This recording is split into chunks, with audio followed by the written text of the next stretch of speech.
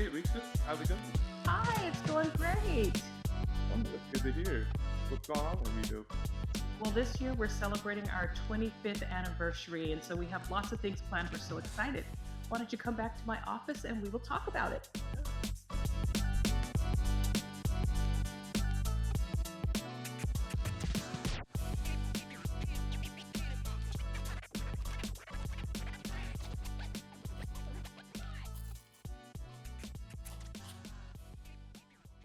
All right. So I'm gonna ask you a few questions.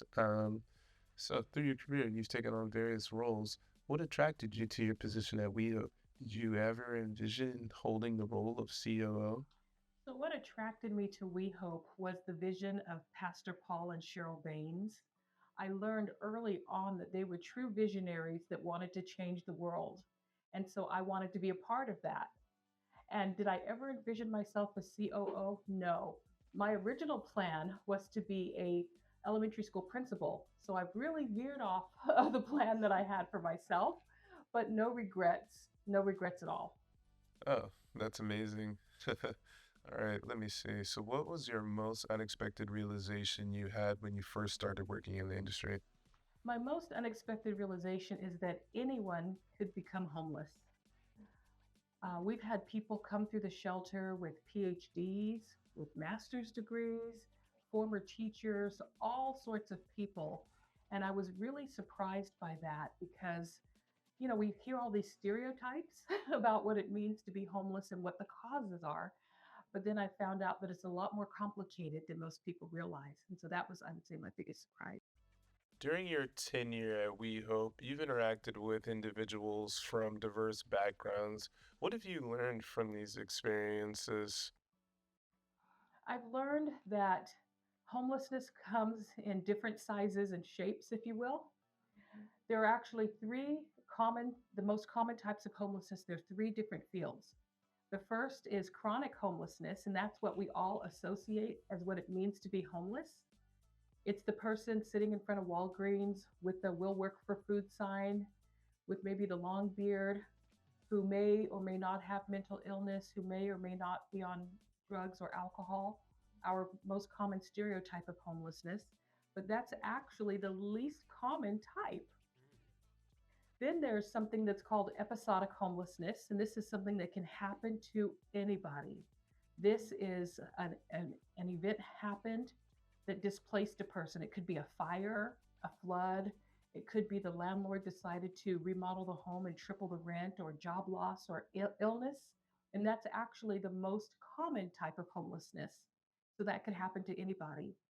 And then there's another type of homelessness called cyclical homelessness. And that is when a person is either mentally ill or an abuser of drugs or alcohol. And for a season, maybe they're clean and sober and they're housed and life is going well, but then either they have a mental health episode or their medication stops working and things kind of start to spiral out of control, or they start using again, they relapse, which is part of recovery, and then all of a sudden they lose everything and they end up going through that cycle. And so those types of people can end up being housed for years and years at a time. And then if that cycle starts again, they could end up returning to homelessness. Oh, wow. Well, yeah, setbacks can affect everybody. What has been your most fulfilling moment at WeHope? So we had this lady that it seemed like it was impossible to get her housed. She had a lot of underlying health conditions and very, very little money. Well, a housing opportunity called a project based voucher became available because she only made like $300 a month, and it only required a third of her income. And so she was able to receive permanent housing by only paying like $100 a month. And so that was absolutely amazing. I was so excited. I wanted to almost jump up and down when she got housed because, we were trying everything, but her income was so low. We just didn't think it was possible. But she's been housed for years and she's doing great. Oh, that's a great story. Is there what's the latest that from We Hope that you can tell us about? Anything that we're working on? Absolutely. So there's three main initiatives that we're working on right now. And the first is we're looking to purchase the building adjacent to us. because that will help us have additional office space, and also it'll add an additional 38 shelter beds. And there are some nonprofits that are leasing that building space, and it'll help keep them in place. They won't be displaced. And so that's one of our initiatives. We're looking to do that this year. A second thing is we're looking to expand our Dignity on Wheels program. Currently, we're in 4 Bay Area counties, and we would like to expand to all 9 Bay Area counties within the next couple of years.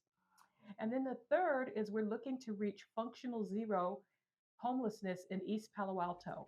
And so functional zero does not mean that no one is homeless. What it means is that we can get people housed more quickly than people are becoming homeless through homeless prevention programs, as well as providing a housing stock to keep people off the streets. Wow, that's great. Uh, Personally, what aspects of your life right now bring you the most joy? What brings me the most joy is having the opportunity to meet somebody at the most vulnerable and sad time of their life, and to be able to play a part of helping them put it back together. When you start to see the change in the person, and a person who was at first seeming hopeless starting to have hope and faith and get excited and start to participate in their recovery, that is what brings me joy. There's nothing like it. Wow, that's amazing. Sounds like WeHope is up to great work. I'm going to let you get back to work and thank you so much for your 2 cents, or should I say 25 cents, since it's the 25th anniversary celebration. Have a good one. Thank you.